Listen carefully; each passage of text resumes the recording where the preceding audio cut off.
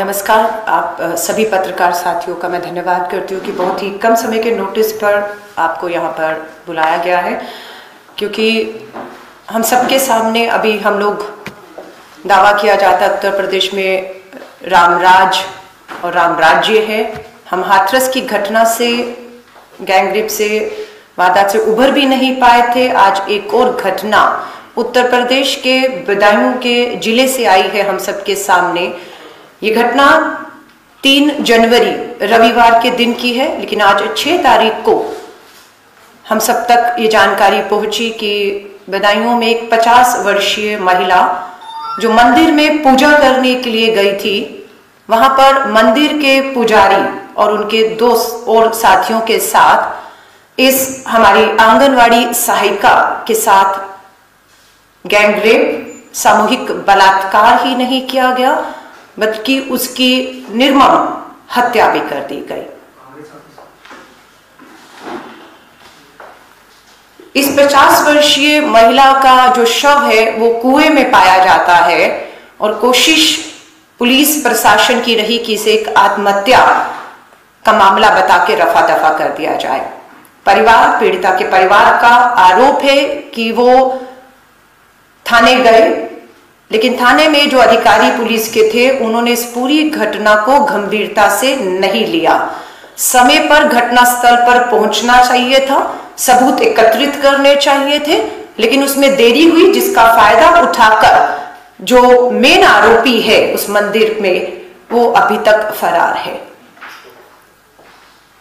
हमारा ये मानना है कि हमने उन्नाव की घटना देखी, हमने हाथरस की घटना देखी और वही पैटर्न यहां पर भी हमें देखने को मिल रहा है कि पूरी की पूरी पुलिस, प्रशासन और सरकार ना केवल फेल हो रही है इन घटनाओं को रोकने पर, महिलाओं के खिलाफ जो जिस तरह के जघन्य अपराध हो रहे हैं उसमें फेल ही नहीं हो रही, बल्कि ऐसा देखने में आ रहा है कि आरोपियों को संरक्षण देने में, उन्हें बचाने में, उनके खिलाफ किसी भी तरह की कानूनी कार्रवाइयों में देरी करते हुए उन्हें बचाने की भी कोशिश कर रही है, जो उन्नाव, हाथरस के बाद अब आपको बदायूं की इस घटना में भी देखने को मिल रहा है। हमारा ये कहना है ये अपने आप में बेहद गंभीर मामला है। उत्तर प्रदेश की योगी आदित्यनाथ सरकार बिल्कुल भी महिलाओं के साथ हो रहे इन जघन्य अपराधों को लेकर गंभीर नहीं है, क्योंकि लगातार ये अपराध बढ़ रहे हैं। अपराधियों में किसी भी तरह का खौफ और डर हमें देखने को नहीं मिल रहा है, वरना हाथरस की घटना बहुत पुरानी अभी नहीं है। सितंबर 2020 की घटना, जिसे आज 4 महीने होने वाले हैं। कहा जाता है आदरणीय प्रधानमंत्री जी ने कि 7 दिन के अंदर अब तो फांसी और सजाएं होती हैं। उन्नाव का मामला हो, हाथरस का आरोपी हो, अभी भी हमारे बीच में जिंदा हैं। और अब इस घटना के बाद भी हमें लगता है कि बिल्कुल जांच होनी चाहिए। जो मेन आरोपी अभी तक नहीं पकड़ा गया, उसके ना पकड़े जाने के पीछे कौन लोग हैं? क्या उन्नाव और हाथरस की घटना की तरह बदायूं में भी भाजपा के नेता इन आरोपियों को बचाने का प्रयास कर रहे हैं? शायद इसीलिए पुलिस मेन आरोपी को पकड़ने में जो है वो कामयाब अभी तक 3 दिन हो गए नहीं है। परिवार का आरोप है कि घटनास्थल पर पुलिस समय पर नहीं पहुंची। पीड़िता के परिवार का, जो हमारे बीच में अब नहीं है, उनके परिवार ने कहा कि एफआईआर करने में देरी की गई।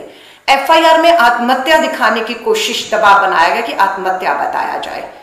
पोस्टमार्टम करने में 48 घंटे की देरी की गई और 48 घंटे के पोस्टमार्टम की रिपोर्ट जब आती है सामने तो इस बात का खुलासा होता है कि पीड़िता के साथ सामूहिक बलात्कार ही नहीं हुआ, बल्कि उसकी निर्मम हत्या भी।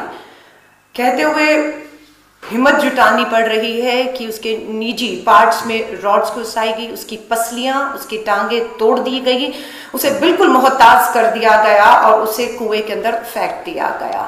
पुलिस कोशिश करती रही कि इस मामले को दबा दिया जाए, लेकिन सच्चाई छुपती नहीं है आज हम सबके सामने। और हम मांग करते हैं कि आज 3रा दिन है, तो जल्द से जल्द अगले 24 घंटे के अंदर जो मुख्य आरोपी है उसकी गिरफ्तारी की जाए।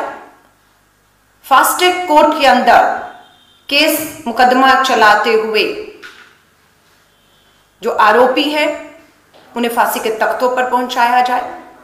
ये पूरी की पूरी जो जांच है इस मामले की वो हाई कोर्ट के सिटिंग जज के अधीन करवाई जाए। पीड़िता के परिवार को कानूनी मदद के साथ कांग्रेस की मांग है कि 50 लाख रुपए आर्थिक मदद तुरंत पहुंचाई जाए। उम्मीद और भी इस उत्तर प्रदेश राज्य से बढ़ जाती है जब पता चलता है कि वहां की राज्यपाल खुद एक महिला है। मुझे नहीं मालूम उनका बयान अभी तक क्यों नहीं आया, जबकि वो एक महिला राज्यपाल और एक के बाद महिलाओं के साथ जघन्य अपराधों में कमी आने की बजाय इसमें बढ़ोतरी हो रही है। हमारे देश की महिला बाल विकास मंत्री स्मृति ईरानी जी भी इसी राज्य उत्तर प्रदेश से आती हैं। हाथरस के मामले में खामोश रही, उन्नाव के मामले में वो खामोश रही। अब उम्मीद करते हैं कि बदाऊं के इस गैंग रेप और हत्या के मामले में वो खामोश नहीं रहेंगी और अगर नव वर्ष की अपनी छुट्टियां मनाकर अपने परिवार के साथ वो वापस लौट आई, उन्हें फुर्सत मिल गई हो, तो बिना समय गवाए बदायूं की इस पीड़िता के परिवार को जाकर मिले, उन्हें यकीन और विश्वास दिलाएं कि पुलिस, उत्तर प्रदेश की प्रशासन और योगी सरकार जिस तरह से उन्नाव और हाथरस में आरोपियों को बचाने की कोशिश करती रही, वो कोशिश अब हमें कम से कम बदायूं के इस मामले में देखने को नहीं मिलेगी। हम उनसे उम्मीद करते हैं।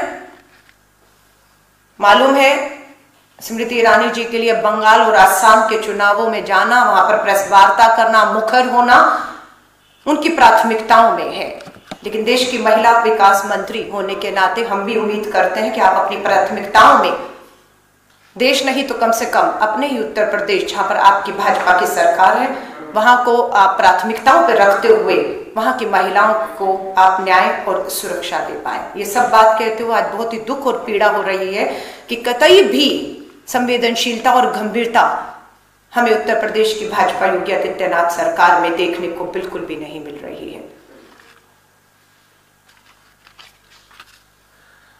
हमारी मांग है, और जहां तक कांग्रेस का सवाल है, मैं आपके माध्यम से एक बार फिर से बदायूं कि इस पीड़िता के परिवार को विश्वास दिलाना चाहती हूं कि कांग्रेस हमेशा पीड़िता और उसके परिवार के साथ उनकी न्याय की लड़ाई में खड़ी रही है।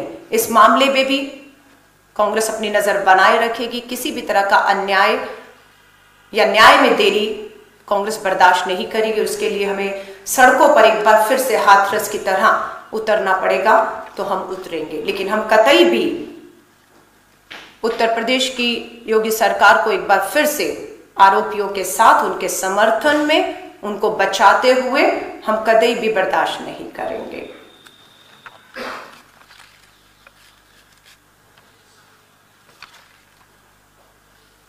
बाकी आपके इस पे कोई सवाल हो तो आप पूछ सकते हैं।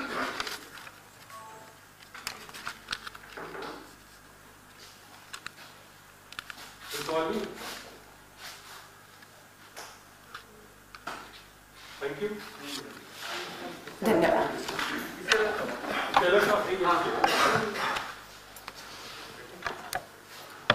आपकी पार्टी के वरिष्ठ नेता हैं शशि थरूर, उन्होंने कल रात ट्विटर में कहा कि मतदान दिवस पर एक को रोक देना चाहिए सिचुएशन है।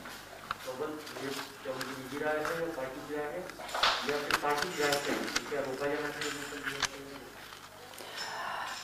देखिए, जहाँ तक पार्टी का सवाल है, पार्टी का बिल्कुल विश्वास और मानना है कि चाहे स्वतंत्रता दिवस हो या गणतंत्र दिवस हो, दोनों हमारे लोकतांत्रिक और संवैधानिक त्योहार हैं, जिसे बिल्कुल खासतौर से ऐसे समय पर जब आप देख रहे हो कि लोकतंत्र के अंदर संविधान और संवैधानिक संस्थाओं को जिस तरह से लगातार हमले करके उन्हें कमजोर करने की कोशिश की जा रही है, ऐसे समय में कांग्रेस महसूस करती है कि इस तरह के त्योहारों को और बढ़ चढ़कर मनाते हुए, इस पे विश्वास जताते हुए हमें ये सुनिश्चित और एक शपथ लेनी है कि हम कतई भी अपने संविधान और संवैधानिक संस्थाओं को कमजोर नहीं होने देंगे। और मुझे लगता है इन हमारे जो लोकतांत्रिक त्योहारों के माध्यम से ही हम अपनी जो इन वचनबद्धता है, मैं कहूँ, या इनके प्रति हमारी आस्था विश्वास है उसे हम मजबूत करने का काम करते हैं। तो कांग्रेस का ये मानना है कि बिल्कुल इसे होना चाहिए, और ताकि हम अपनी वचनबद्धता, अपनी शपथ, अपने संविधान के